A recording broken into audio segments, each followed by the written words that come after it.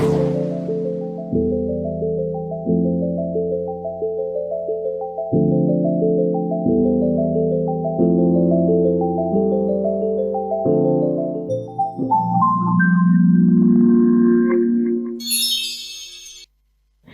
right, hello everybody. Welcome to Chat Circle. My name is Nana Abina, and today we are doing something a little different from the usual. We're actually zooming into one particular story that's dominating social media and setting new conversation in Nigeria's entertainment scene. Well, as you all know very well, on Sunday, October 26th, 2025, Davido actually kicked off his highly anticipated 5-tour right here in Nigeria, and he actually chose to start with Oteejoe, Akwa Ibom State. Yeah. I'm saying that again.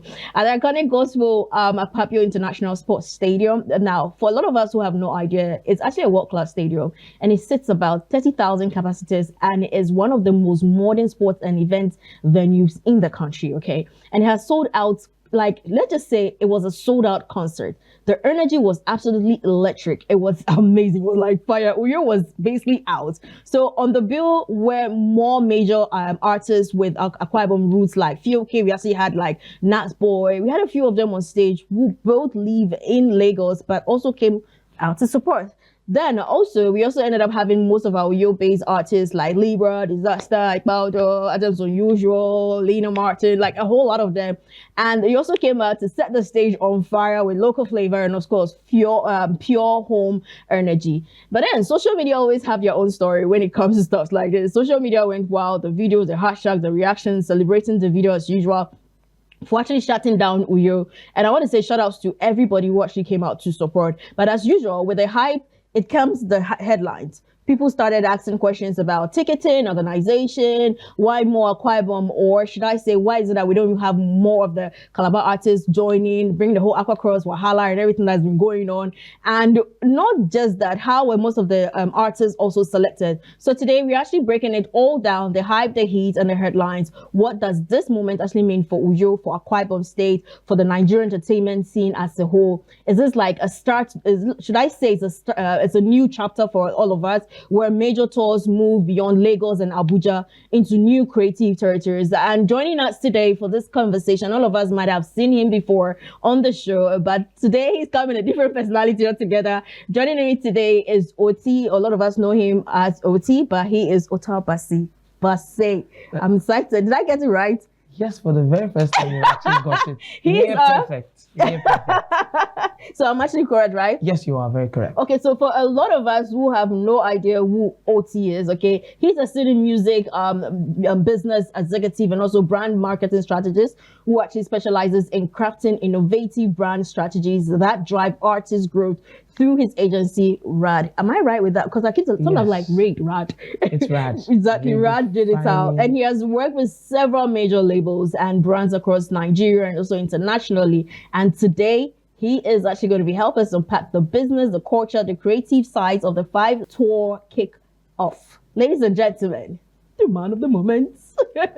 Thank you. How are you doing? I'm great. It's great to have you. You said something and I just realized that a very big brand. Yeah, there's your last statement, you called it the 5 tour. And I just realized that a very big brand sat out of what might have been one of their biggest marketing breaks. I know what you're talking about. That is a conversation for another day. I saw that. Seriously, I didn't think about it. It's actually a 5 tour, not a 5 alive They tour. were not smart. But instinctively, in our head, we just add the alive. Alive, exactly. It's just like saying for a millennial, when you say 7, one of the first things that comes into their head is the 7-Up. So okay, but then it's actually the 5 tour. Exactly. The 5 tour, not the 5 tour. Yes, How are you doing, by the way? I'm fine, my dear. I'm okay, fine. Good to have you on our show. And first, I want to ask a question. Like, what's up? Like, how have you felt after the event? Like, how has it been, the 5 tour?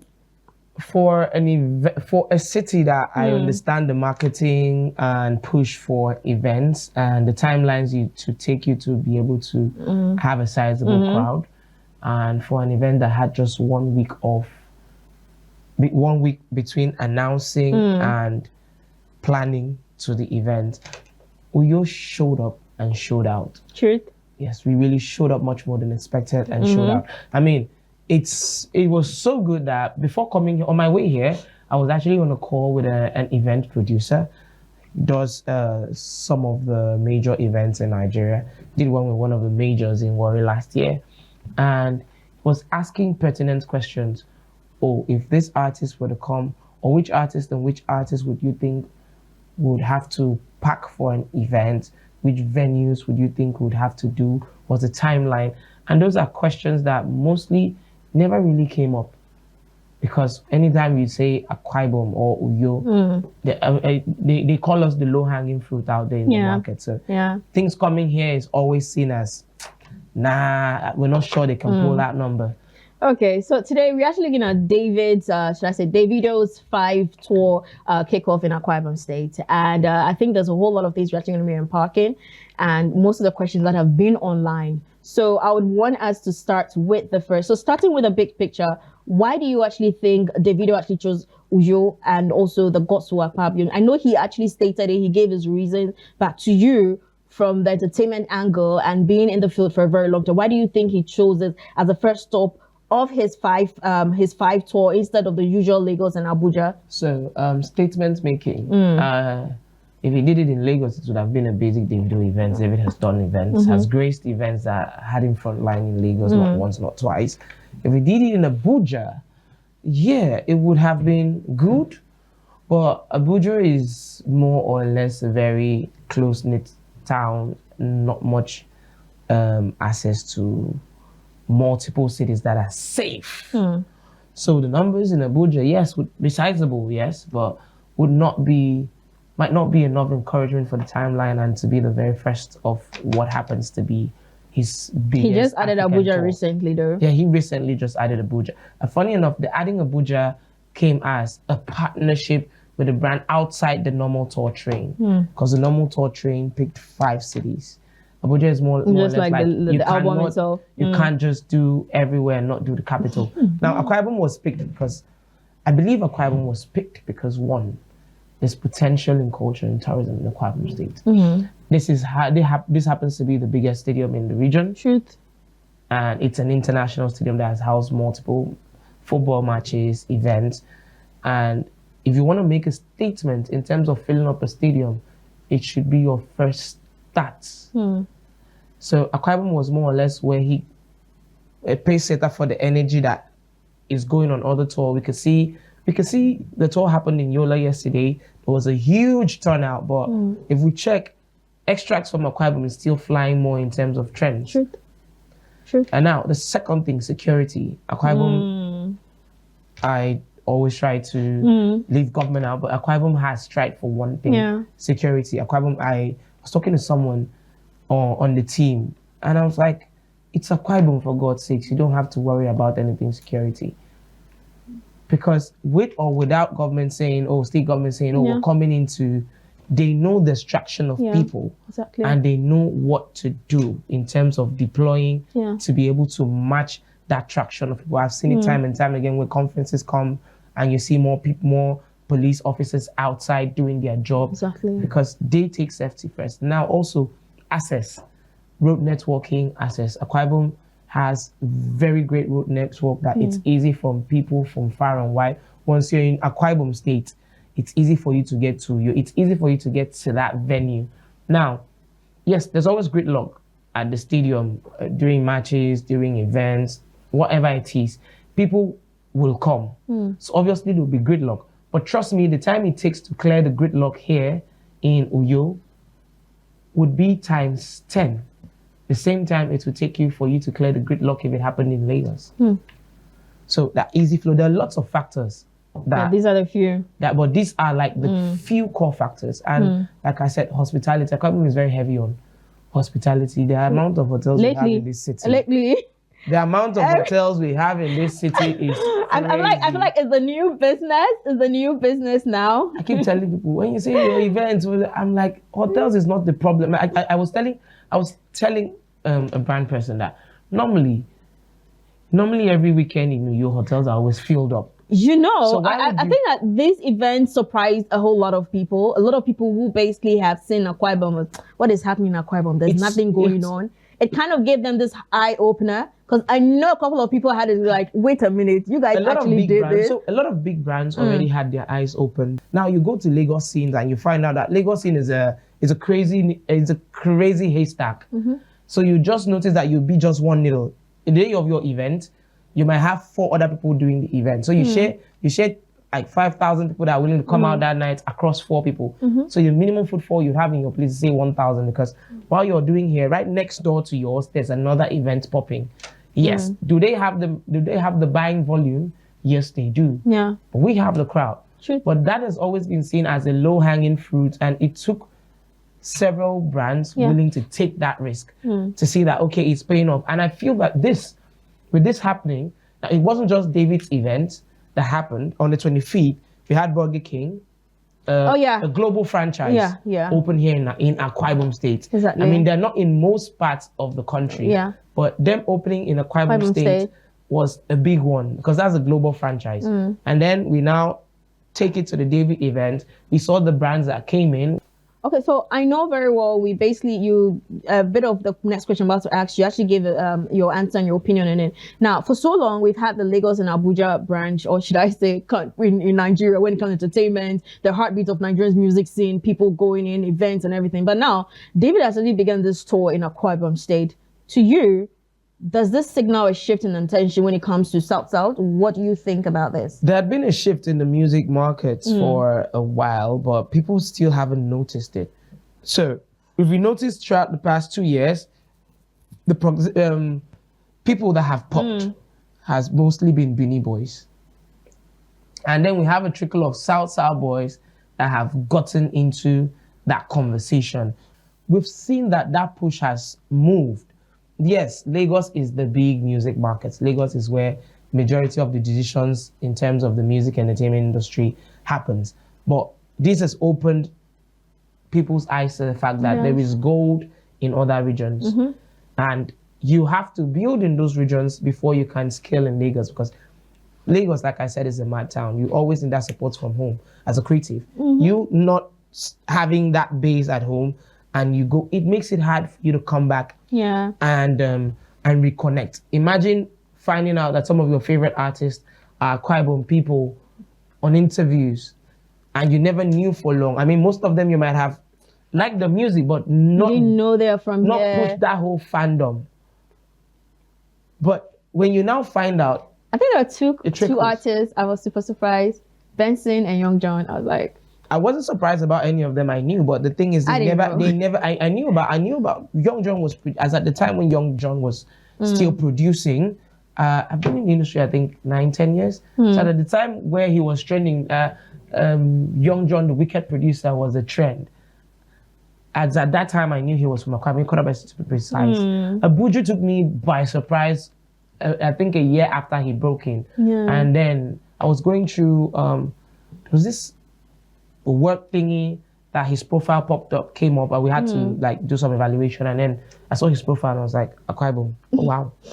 So knowing is one thing, them showing and them coming back to recognize is another thing. And I think this year there's been a bit of push towards Young John's side, trying to come back, trying to recognize that he's from here, and trying to bring something over, which is something I'm looking forward to. The same thing goes for Buju, which is something that we're actually looking forward to in the coming months. Funny enough, like with all this, it's like the right time it's coming, if I could say.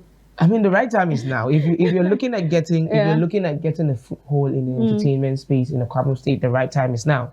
Like I said, if you see what happened in David's events, majority of the contents that are popping and are trending from David's events are UGCs.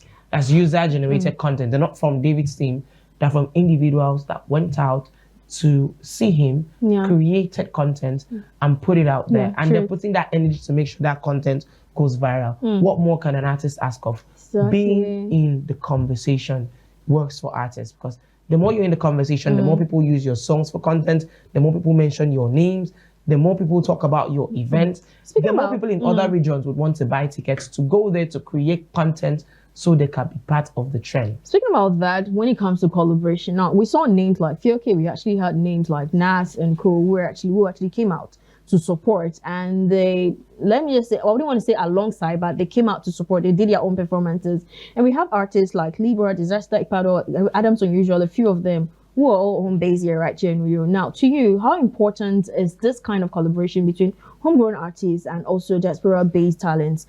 Aside that too, how do you think, now this is the question where a lot of us have been wondering, how were these artists selected?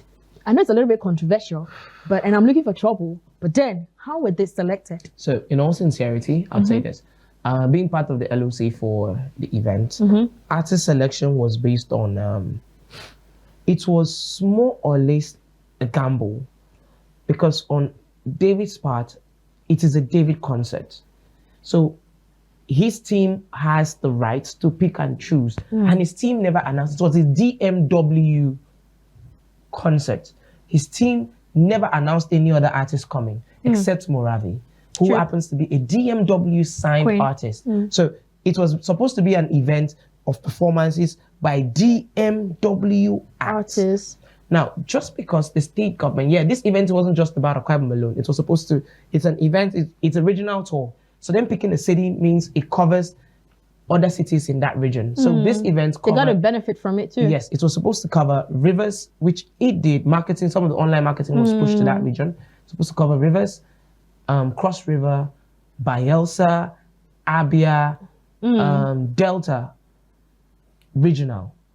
Now, in selection of artists, it was a gamble. Even as of the day of the event, it was still a gamble if artists were supposed to perform and you or feel not. A couple of artists who said they were dropped.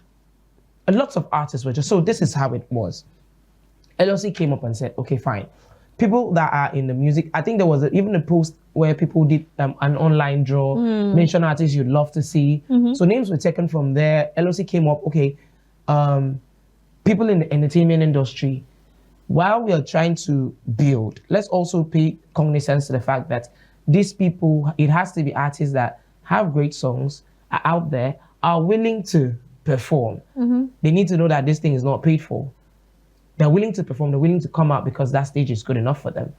And also they should have traction, a bit of online clout or traction. Let's be that there's proof of work. They've done something, even if it's one, but they've done something and it's out there, they're taking their music serious.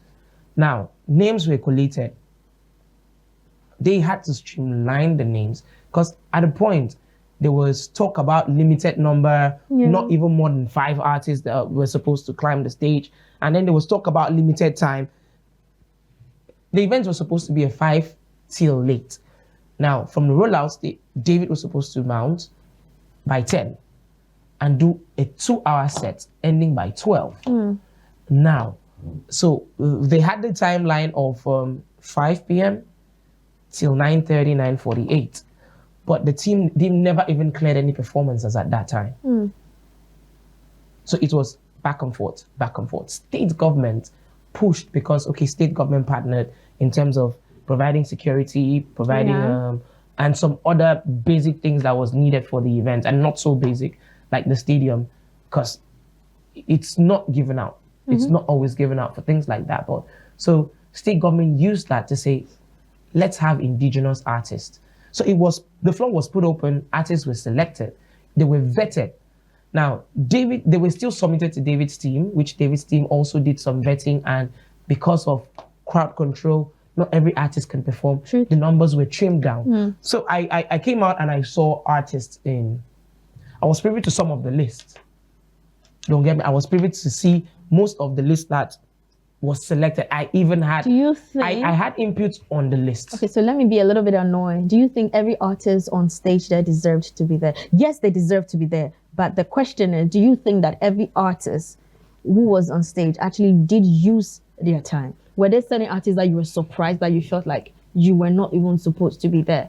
Because fine, I do a music show and I have listened to artists in Rio. There are artists in Rio. You understand? So, no artist now, that was there didn't deserve to be there. Yeah, that's what I said. The reason why I said it takes resilience. Okay, let me ask another question that you'd actually add them together. Now, there has been a trend on social media.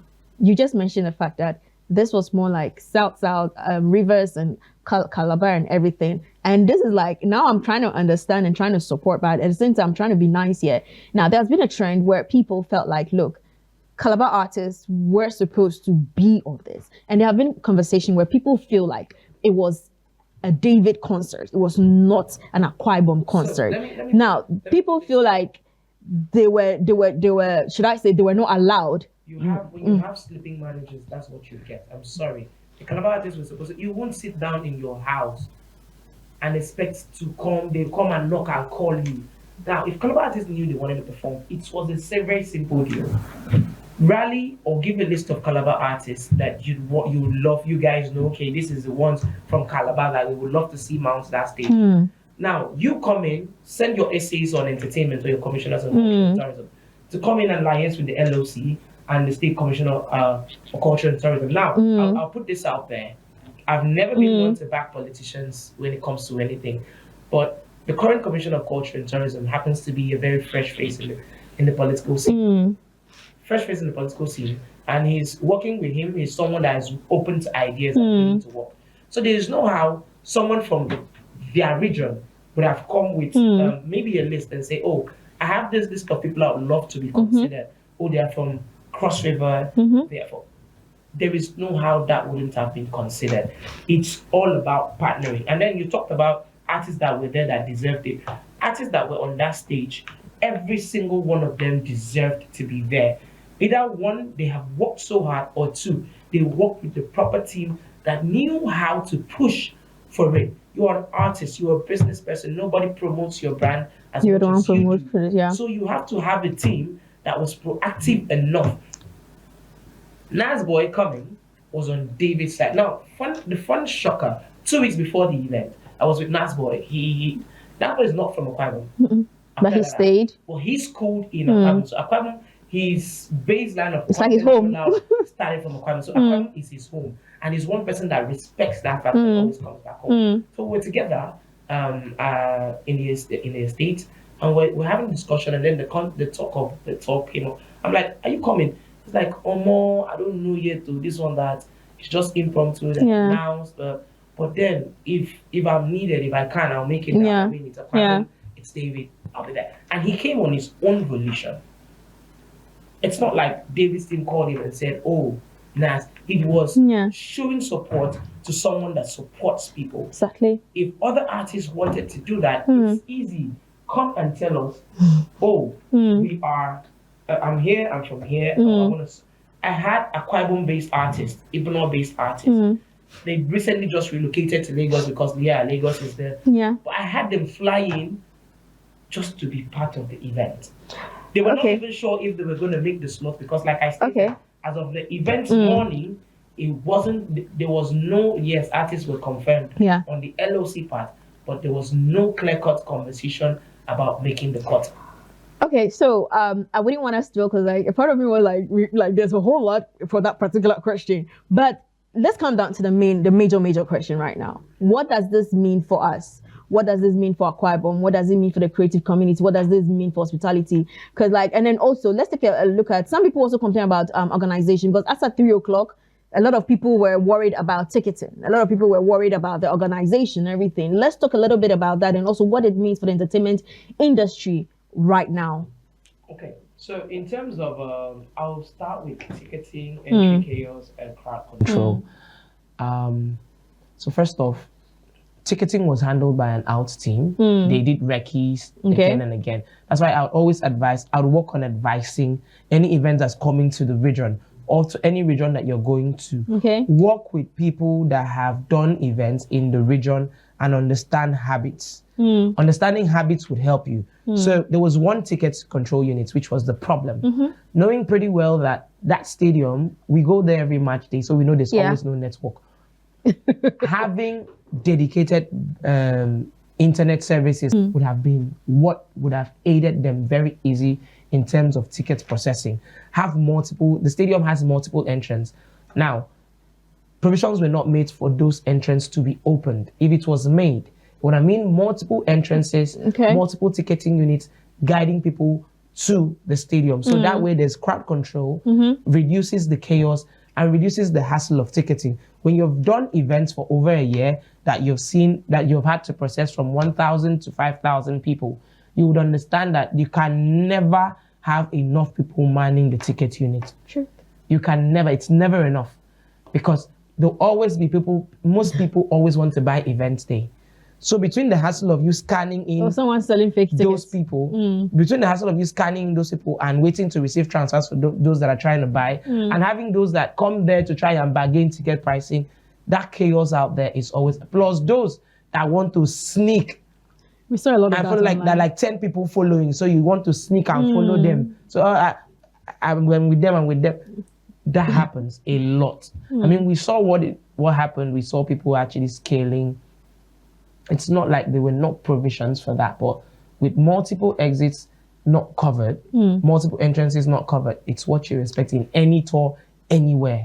So to you, what does this mean for us? What does it mean for Uyo with all this future, looking at Uyo for on the future angle? It did. So for first, it showed the flaws in the flaws is not an Uyo thing. It was a ticketing handling thingy. Now, but it shows that Uyo is actually open. Not with the flaws. I mean, like with the whole event. With the whole event. Yeah, the whole event. So first off, the event is an eye opener to brands that Akwa Ibom has that number that can push their ideas. Like imagine the amount of people that bought tickets. Imagine the amount of them that had to use through the payment platform, which was the sponsor of the event.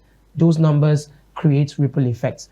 The more, like I stated before coming here, I had an event coordinator ask me questions, and those are tentative questions that will lead to and possibly another concert or events that would pop up in the region and have artists come out.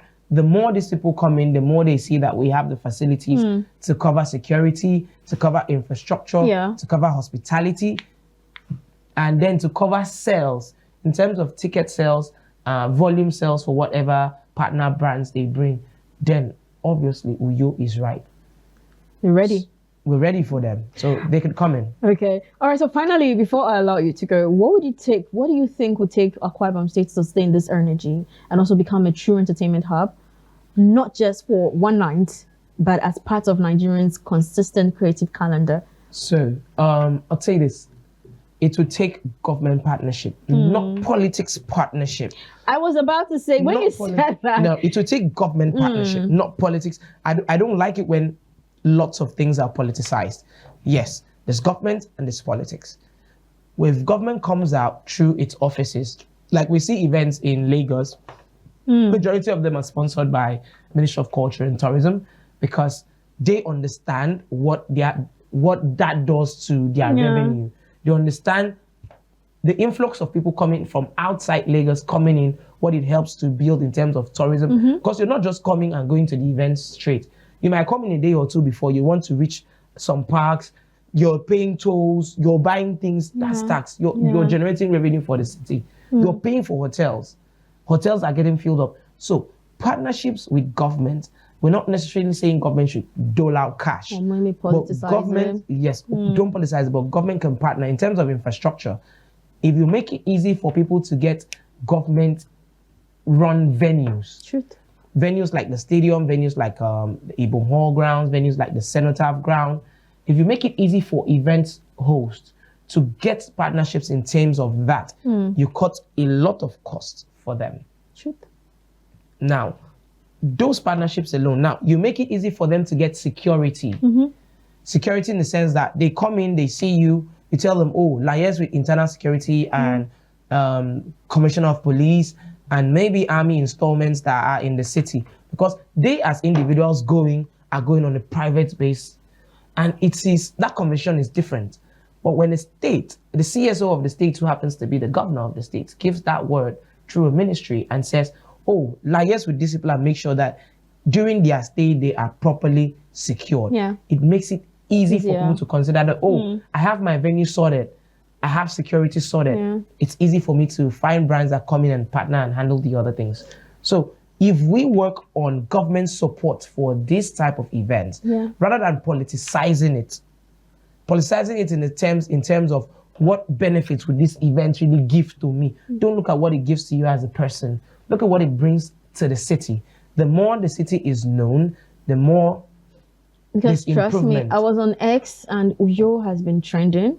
Like someone even made it like, I have not been to Uyo, but this was the reason I went to Uyo. I have a video I made. So while we were running on the next morning after the event, we're trying to sort out a meet and greet people to be able to handle the meet and greet for David. So right about when he was about leaving, we had a time for him to do meet and greet for the fans that paid for the meet and greet. Yeah, I saw session. one. Yeah. So while we're doing so, I made a video of a fan. He was signed stuff, and David, being a cool guy, made a statement. And currently, that video is one of the most trending. I made the video. I posted it. My Instagram currently has 300 and something thousand, if not 400,000 views on the video. My TikTok has 200 and something thousand views on that video. Tunde Edno, that was this morning, posted that or yesterday rather, posted that same video, which is currently trending. Highlights, and Akwa Ibom stole the highlights for the tour. We're looking at which other cities would be able to. I mean, we've seen Yola. Yeah, they've tried. Yola. But do I think they would have highlights that covered what Akwa Ibom did? Let's see how it goes. So we're still, and having people dance under the rain. That was was you knowing that, okay, if my first city is a success, I'm owning every other city because it's hard to get. I had a lot of people. Somebody was like, "Are you sure?" Actually, like Akwa Ibom just actually gave the whole like a whole gap. People actually said the same thing too. But anyway, I mean, we've seen videos of people crying. We've seen the popular video of the guy that David posted. The guy was kneeling. Cried. I felt so bad. The guy was kneeling and like his dream came true. Right. So it shows that fans in this region are willing to go that extreme for artists. And they are ready for the entertainment industry. And they're ready for the entertainment industry. So all right. Thank you so much, Oti, for coming through. Like, this has been a really interesting conversation. Hope to have you again. And then the 5-tour kickoff in Uyo has definitely stirred up new conversations about where the heart of Nigerian entertainment is heading. And maybe, just maybe, Akwa Ibom is the next in line to shine. Coming up next, we've got an artist joining us, and we'll be diving into another hot topic, chasing the spotlight, Lagos, Nigeria's entertainment dream hub. Stay tuned. This is Chat Circle, where trends meet real conversations. We'll be right back. Don't go anywhere.